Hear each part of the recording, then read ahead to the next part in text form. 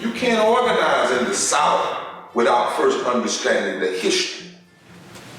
The struggles to provide public education to all the children of the South has defined more than any other issue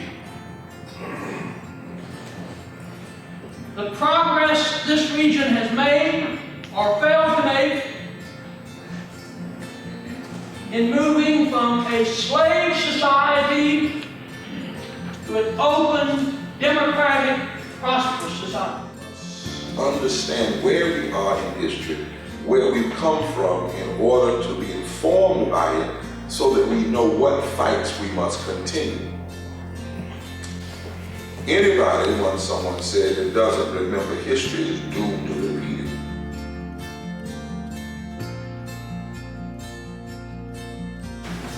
Today we find ourselves at a critical juncture in the long struggle to advance public education in the South. We're faced with a growing national effort not to improve public schools, but to dismantle them. By privatizing both public education as a system and privatizing the principles and values of public education as a democratic institution.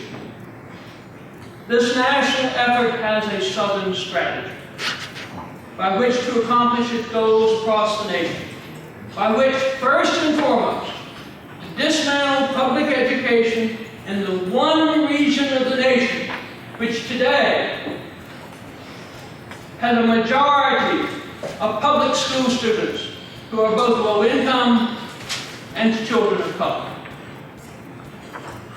To preserve the principles and the promise of public education in the South, we must understand clearly the tactics and the strategies of this Southern strategy, which has made this region and the legislatures of the South ground zero for the question of whether or not we shall advance public education in this nation.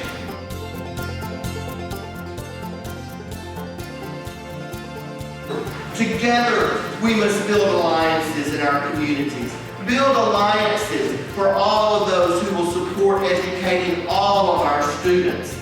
Every child must have a great public school. Movements change ideologies. And movements with sharp messages and with values that resonate with people and with some design principles, there are not too many, that people can adapt to their audience. That schools need to be grounded in their communities with all the services that our children need. That assessments and testing should not be used to penalize people, but to support schools. That teaching is one of the honored professions, and teachers must be supported rather than vilified. That schools must be welcoming and respectful places for all kids. Kids cannot be criminalized nor pushed out. And that our schools must be funded equitably and adequately. And that we have a call to action to build this movement together.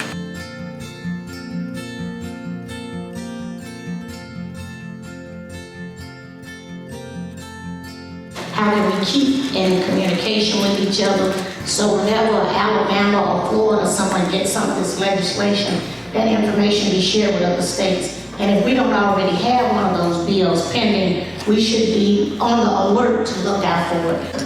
And let's get this thing going, because there's too much at stake. It's about the soul of this nation. The last place we must change, if this nation is going to ultimately change, is below the Mason-Dixon line. That is where all